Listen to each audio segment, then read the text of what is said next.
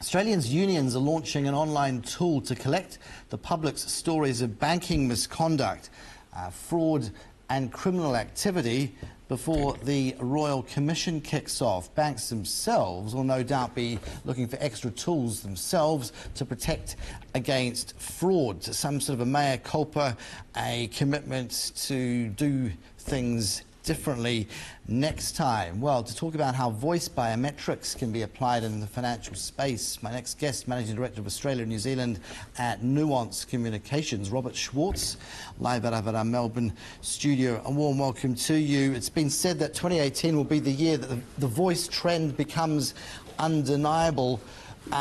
Who has been moving early in the finance space, and what is said to be the key benefit to going down this authentication pathway?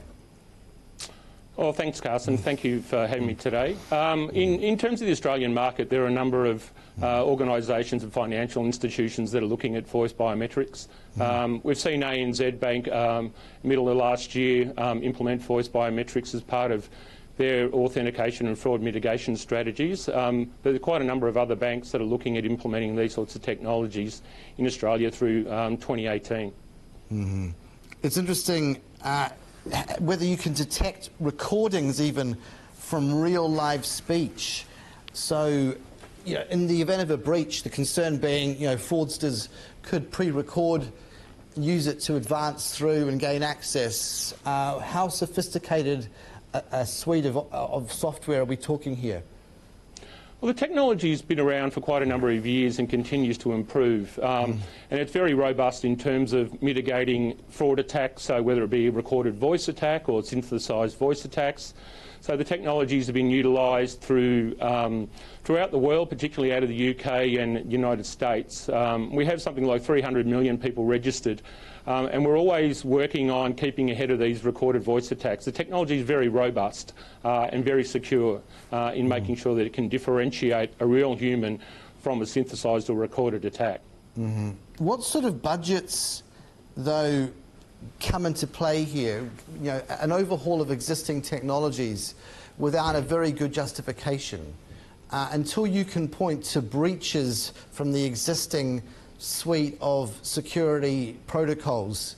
What is going to move and incline institutions to adopt a whole new raft of authentication? Well, I think there's a couple of things here, Carson. One is it's not a brand new technology by itself and shouldn't be considered in isolation, but it's part of a broader strategy for fraud and security that financial institutions are looking at.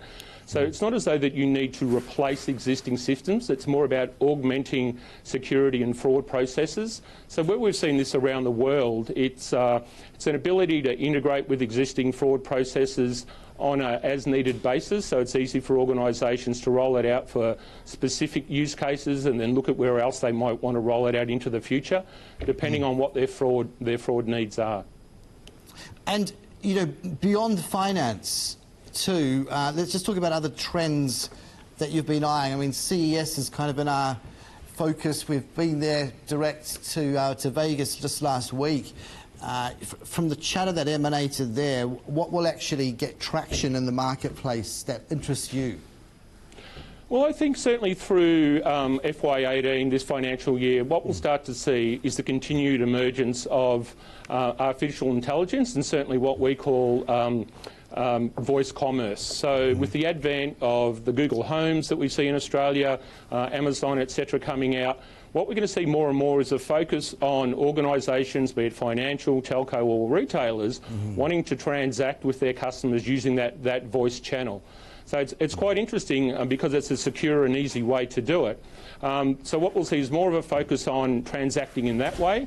And again, that's where voice biometrics becomes really important, because if someone is talking to an organisation and trying to transact at an authenticated level, you can utilise their voice to secure that transaction and make sure it's the person who has the authority to transact on that account that is actually doing it. And a thought on conversational commerce, what is that? Other than a sort of a glib turn of phrase, what is it? Well, it's more the ability, and what we're seeing is that more and more people want to be able to transact with organisations just by speaking to them. So typically we've done that by ringing a contact centre and speaking with an agent over the phone. But I think customers want more convenience, and with that convenience they don't want to compromise security.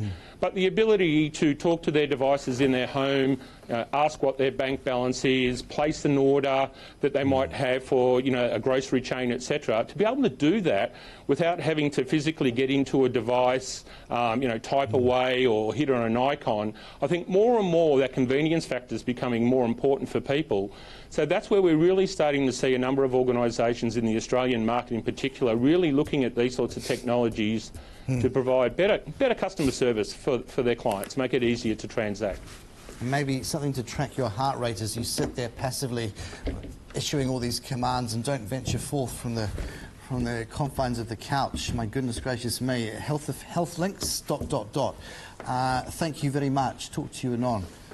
Whoever needed a device to turn a light on and off when the switch was just over across the way. It's called laser.